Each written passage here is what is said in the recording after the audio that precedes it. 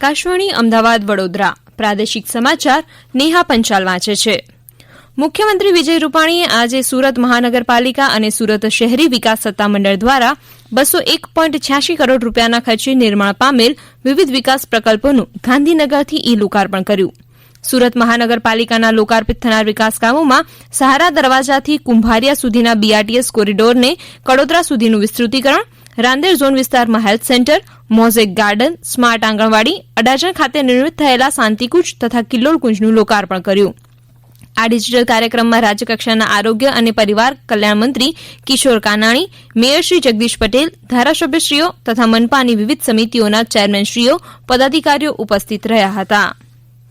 આજે અમદાવાદમાં ગુજરાત રાજ્ય ખાદી ગ્રામ ઉદ્યોગ બોર્ડના ઉપક્રમે સોલાર ચરખા અને સોલાર શાળ વિતરણ કાર્યક્રમનું આયોજન કરવામાં આવ્યું. રાજ્યના શિક્ષણમંત્રી શ્રી ભૂપેન્દ્રસિંહ ચુડાસમાના હસ્તે સોલાર ચરખા અને સોલાર શાળનું વિતરણ કરવામાં આવશે. નિષ્કલંક નારાયણધામ પ્રેરણાપીઠ પિરાણા ખાતે આ કાર્યક્રમ યોજાશે. હવે આપ કોરોના અંગેનો સંદેશ સાંભળશો. કોવિડથી બચવાના મહત્વપૂર્ણ 3 ઉપાય: માસ્ક પહેરો, 2 ગજનું સલામત અંતર જાળવો અને હાથ સાફ રાખો. કલાકાર અર્જન ત્રિવેદીએ કોરોના અંગે સાવચેતી દાખવવાની સૌને અપીલ કરી છે.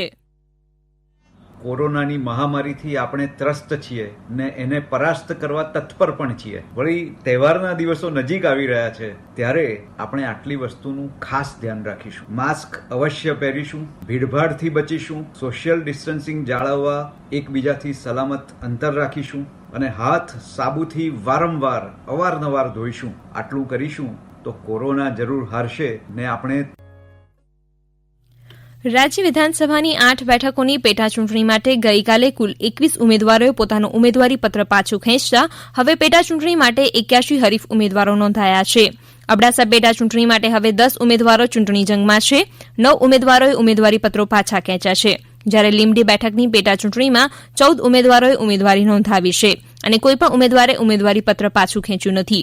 મોરબી બેઠક માટે 12 ઉમેદવાર, ધારી માટે 11 અને ગઢડા બેઠક માટે 12, કરજણ અને ડાંગ બેઠક પર 9 અને કપરાડા બેઠકની પેટાચૂંટણી માટે 4 ઉમેદવારો હવે ચૂંટણી જંગમાં છે. આમ ગઈકાલે ઉમેદવારી પત્રો પાછા ખેંચવાના અંતિમ દિવસે ચૂંટણી ચિત્ર સ્પષ્ટ બન્યું છે.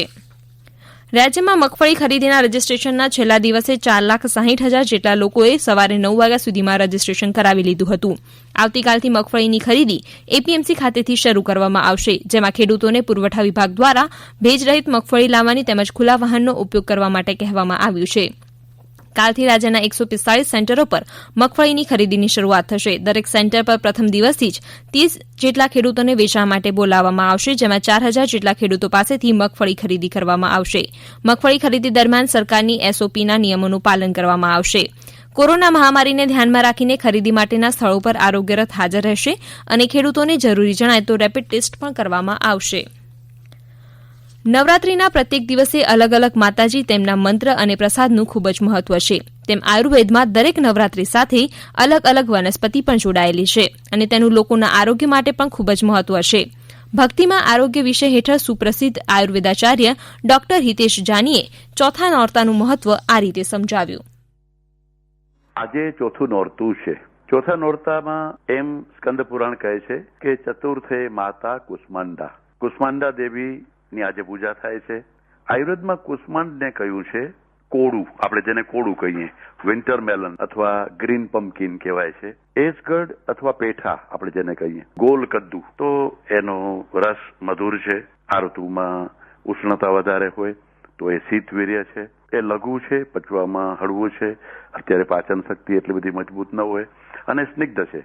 તો મધુર રસ અને સ્નિગ્ધ હોવાના કારણે, લઘુ હોવાના કારણે, એમ જ શીતવીર્ય કોળું હોય એના કારણે એ વાયુ, પિત્ત અને રક્તનું શમન કરે છે. અને આપણે બધા જાણીએ છીએ કે આ ઋતુમાં રક્તના રોગો, પિત્તના રોગો ખૂબ વધે છે.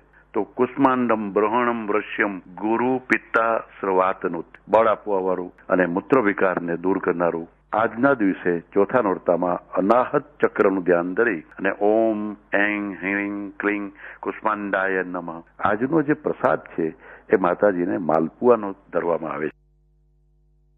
પંચમહાલ જિલ્લાના હાલોલ તાલુકાના ઘોઘંબાના ધનરાજ નરેન્દ્રસિંહ પરમાર અને કેતન મુરજીભાઈ સુખડિયા પાસેથી 1000 રૂપિયાના દરની 561 અને 500 રૂપિયાના દરની 2200 નોટો એમ મળી કુલ 16.61 લાખ રૂપિયાના મૂલ્યની રદ થયેલ નોટોનો જથ્થો મળી આવ્યો છે.